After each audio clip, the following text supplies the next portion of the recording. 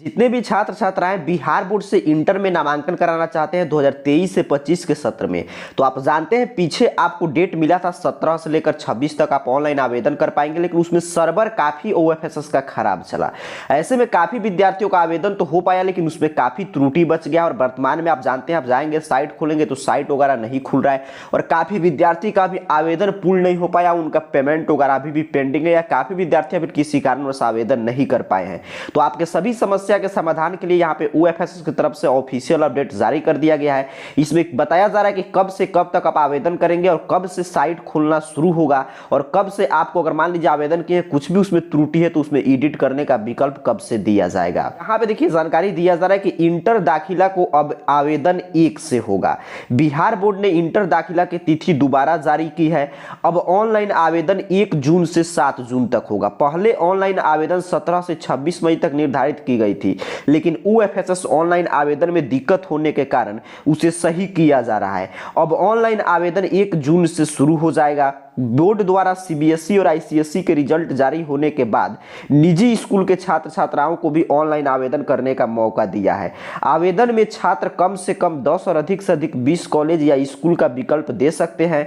वहीं बिहार बोर्ड के matric compartmental सह विशेष परीक्षा का रिजल्ट 31 मई तक जारी किया जाएगा। इस परीक्षा में उत्तीर्ण छात्रों को भी OFSS में इंटर दाखिला के लिए ऑनलाइन आवेदन का मौका मिलेगा। ऑनलाइन आवेदन करने के बाद बोर्ड की ओर से चयन की 3 सूची जारी की जाएगी। चयन सूची अंक पर जारी होगा।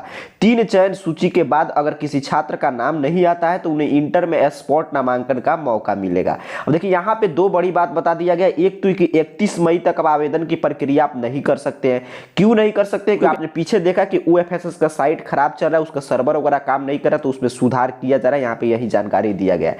31 मई के बाद ही पोर्टल खुलेगा, तब आप आवेदन कर पाएंगे। और अब डेट दिया गया है कि 1 से 7 तक आपको आवेदन कर लेना है। और यहाँ पे एक और जानकारी मिल गया कि मैट्रिक कंपार्टमेंटल सह विशेष परीक्षा के छात्र छात्राएं जो मैट्रिक कंपार्टमेंटल सह विशेष परीक्षा में सम्मिलित हुए थे, उनके लिए भी अब मौका मिलेगा, अर्थात कि आपका 31 मई तक उसके पहले रिजल्ट जारी हो जाएगा मैट्रिक कंपार्टमेंटल सह विशेष परीक्षा का। तो जो भी छात्र छात्राएं मैट्रिक कंपार्टमेंटल सह विशेष परीक्षा में सम्मिलित हुए थे, वो भी जब 1 से आवेदन की प्रक्रिया की शुरुआत होगा तो आप भी आवेदन कर पाएंगे। यही बात यहाँ पे ऑफिशियल अपडेट में भी जानकारी दिया जा रहा है। यहाँ पे क्लियर आपको समझ के रखना है कि पहले जो मौका मिला था उसमें काफी त्रुटि पाया गया, लेकिन अब आपके लिए जो नया पोर्टल बिहार विद्यालय परीक्षा समिति की मदद से विकसित कर रहा है, तो उसमें 1 से जब पोर्टल ओपन होगा 7 तक, तो उस आपको अगर मान लीजिए फॉर्म आप भर चुके हैं, आपका पेमेंट वगैरह नहीं हुआ है, तो वहां से आप कर पाएंगे, या कोई भी त्रुटि रह गया तो सुधार भी कर पाएंगे। और अगर आप मैट्रिक कंपार्टमेंटल सह विशेष परीक्षा में सम्मिलित हुए थे, तब तक आपका रिजल्ट 1 से पहले बिहार विद्यालय परीक्षा समिति 31 मई तक जारी कर देगा। इसी मंथ में आगे बताया जा रहा था।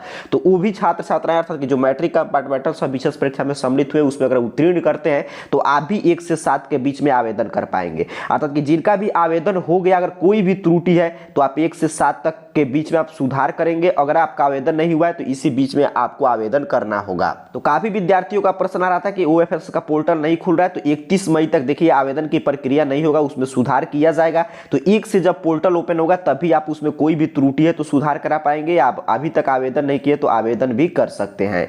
तो उम्मीद कर रहा हूं आज की इस अपडेट के माध्यम से आप समझे होंगे कि OFSS का पोर्टल क्यों नहीं ओपन हो रहा है, क्योंकि उसमें सुधार का कार्य जारी है। अब 1 से ही जाकर आपको स्टूडेंट लॉगिन करके अगर आप आवेदन किए हैं तो आपको अपनी सभी जानकारी चेक कर लेना। अगर कोई भी उसमें त्रुटि है तो फिर उसमें एडिट का विकल्प दिया जाएगा, वहां से आसानी से आप उसमें सुधार करा पाएंगे। इसीलिए बिहार बोर्ड इतना दिन समय लिया है कि 31 मई तक आवेदन नहीं होगा, सीधे 1 से आवेदन की प्रक्रिया की शुरुआत होगा। और 31 मई तक मैट्रिक कंपार्टमेंटल सब विशेष परीक्षा का भी रिजल्ट आने जा रहा है। तो आज के अपडेट में इतना ही था। ऐसे जैसे ही कोई अगला अपडेट आएगा उसकी जानकारी हम आपको देंगे। इसके लिए आप सभी को बहुत बहुत धन्यवाद।